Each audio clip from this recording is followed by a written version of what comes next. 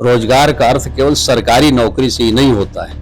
रोजगार का अर्थ प्राइवेट जो संस्थाएं हैं उनके माध्यम से भी रोजगार सृजन हो रहे हैं कि नए लोग, इधर कोई भी नहीं जा रहा बाहर, अपने ही क्षेत्र में रोजगार पा रहे हैं। कांग्रेस की सरकार थी, तानाशाही का रवैया अपना करके उन लोगों ने न जाने कितनी प्रदेशों की सरकारें बर्खास्त की थी।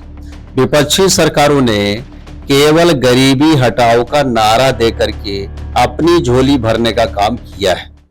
नमस्कार, मैं हूं दीपक कुमार पांडे और आप देख रहे हैं श्रेष्ठ यूपी। लोकसभा चुनाव नजदीक हैं, ऐसे में चुनावी चर्चा के लिए हम आए हैं भारतीय जनता पार्टी के जिला अध्यक्ष संजय सिंह जी के पास और उनसे जानेंगे क्या रणनीति है और इस बार भाजपा कैसे सीटें निकालने वाली है। संजय सिंह जी, जैसे कि इस समय कई मुद्दे हैं बुंदेलखंड के, आप रोजगार का हो गया, कटाई मिल का हो गया, बुंदेलखंड राज्य का भी पार्टी के कई नेताओं ने कहा था, लेकिन उस पर भी अब अभी तक कोई चर्चा नहीं हुई। क्या लगता है कैसी बार वोट किस एजेंडे पे वोट देगी? देखिए, आपने कहा रोजगार, कताई मिल, ऐसे कई विषय रखे हैं।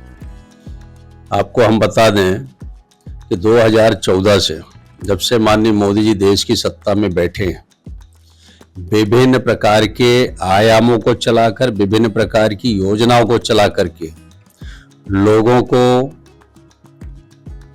भय, भूख, भ्रष्टाचार से मुक्ति भी दिला रहे हैं और ऐसे संसाधन उपलब्ध करा करके रोजगार भी मुहैया करा रहे हैं। रोजगार मुहैया कराने के रूप में आप देख रहे हैं कि जनपद बांदा से बुंदेलखंड एक्सप्रेस वे गया हुआ है और इस एक्सप्रेस वे को बनाने में जनपद बांदा और चित्रकूट के तमाम ऐसे कामगार लगे थे जिनको रोजगार प्राप्त हुआ था।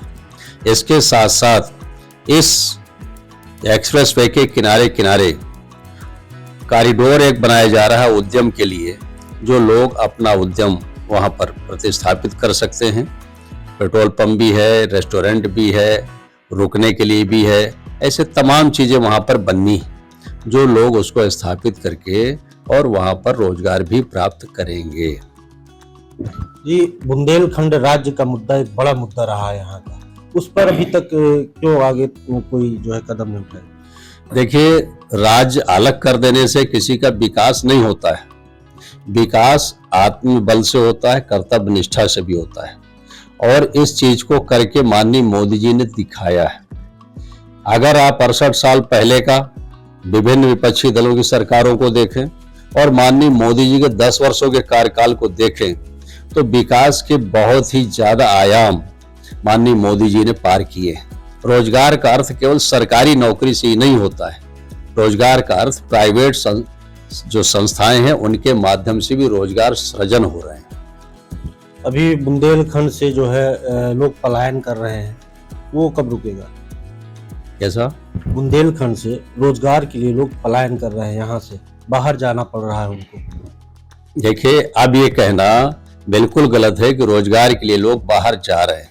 रोजगार उनको यहीं मुहैया हो रहा है, यहीं वो कर रहे हैं। बहुत ही नॉमिनल संख्या में ऐसे लोग हैं जो बहुत पहले से काम बाहर कर रहे हैं, केवल वही जा रहे हैं। बाकी नए लोग, इधर कोई भी नहीं जा रहा बाहर, अपने ही क्षेत्र में रोजगार पा रहे हैं। विपक्ष तानाशाही का आरोप लगा रहा है कि सरकार तानाशाही का रवैया अपनाए है और लोग अपनी आवाज उठाते हैं, जो लोग उन्हें जेल भेज दिया जाता है।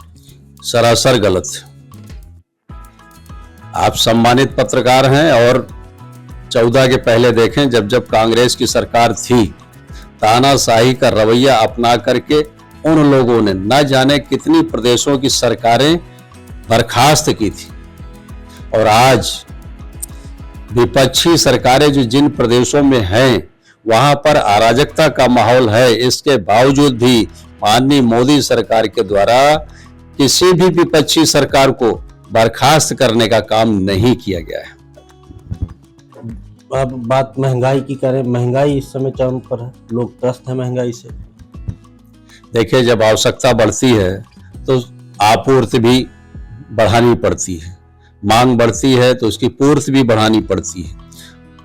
हम अगर यह मान के चलें कि आज से 20 साल पहले जिस चीज का जो रेट था वही रेट आज भी कायम रहे, तो फिर विकास की बात हम जो कर रहे हैं बेईमानी है। अगर विकास होगा, वर्क बढ़ेगा, मांग बढ़ेगी, तो कुछ ना कुछ तो रेट भी बढ़ेगा। जीत का पैमाना क्या है? जीत का पैमाना कुछ नहीं, हमारा विकास कार्य जो माननीय मोदी सरकार और योगी सरकार के विकास कार्य हैं, हमारे विकास के हमारे जीत के पैमाने वही हैं। आप जो 68 साल के मुकाबले 10 साल के विकास कार्य देख लीजिए। विपक्षी सरकारों ने केवल गरीबी हटाओ का नारा देकर के अपनी झोली भरने का काम किया है। ये हम नहीं कह रहे, आप पत्रकारगण स्वयं आकलन कर लीजिए, बहुत दिनों से आप लोग कर रहे हैं। माननीय मोदी जी पहले शख्स हैं ऐसे जो गरीबी स्तर से आते हैं और उनको गरीबों का दर्द पता है, और बैठते ही सत्ता में शौचालय, आवास, आयुष्मान भारत, उज्ज्वला, किसान सम्मान निधि सहित कई ऐसी धरातल से जुड़ी चीजें जो हैं लोगों की, उनको देने का काम किया है। विपक्ष का कहना है कि इस बार इंडिया गठबंधन हम जीते हैं, जो सांसद रहे उन्हीं को दोबारा टिकट मिल गया है, वो कभी जनता के बीच रहे नहीं है, इसलिए जो है उन्हें इसका खामियाजा भुगतना पड़ सकता है। देखिए, इंडिया गठबंधन एक भ्रष्टाचारियों का गठबंधन है और ये लगातार टूट रहा है। पहले जो लोग इनमें शामिल थे सभी प्रधानमंत्री बनना चाहते हैं, और प्रधानमंत्री जब बनना चाहते हैं तो इस गठबंधन में रहेगा कौन? सभी टूट रहे हैं, सभी अलग अलग हो गए हैं, ज्यादातर अलग अलग हो गए हैं, सीटों का बंटवारा नहीं कर पा रहे हैं। केवल उनका एक ही उद्देश्य, मोदी जी हराओ, सत्ता पर काबिज करो और भ्रष्टाचार करो। केवल भ्रष्टाचार को अपने बढ़ाने के लिए, पुनः पाने के लिए गठबंधन किया है इन लोगों ने। ये ठगबंधन है, और जब से माननीय मोदी जी बैठे हैं इनकी दुकानें बंद हो गई और लगातार ये भ्रष्टाचार में फंसते जा रहे हैं जो इन्होंने पहले काम किए हैं। क्या लगता है आपको, जनता जो वोट देगी तो योगी मोदी जी के नाम पर देगी या सांसदों का भी कुछ योगदान? देखिए, मोदी योगी तो हमारे जो है एक आदर्श ही हैं, जिन्होंने देश के अंदर, प्रदेश के अंदर, समाज के अंदर, गांव के अंदर विकास कार्य करके दिखाया है, और उसके माध्यम हमारे सांसद और विधायक भी रहे हैं। योजनाओं का अपने अपने जिले में लाने का काम इन लोगों ने किया है। गांव के लोग कहते हैं कि हम तो मोदी जी को वोट देंगे, आप आवे और चाहे ना आवे।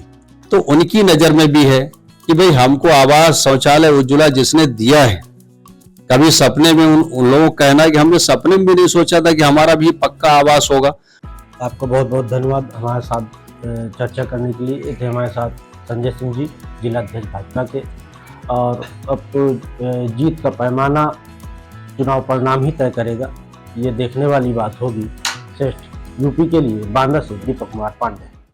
उत्तर प्रदेश की हर खबर से अपडेट रहने के लिए श्रेष्ठ यूपी को करें सब्सक्राइब, बेल आइकन दबाएं और देखते रहें श्रेष्ठ यूपी।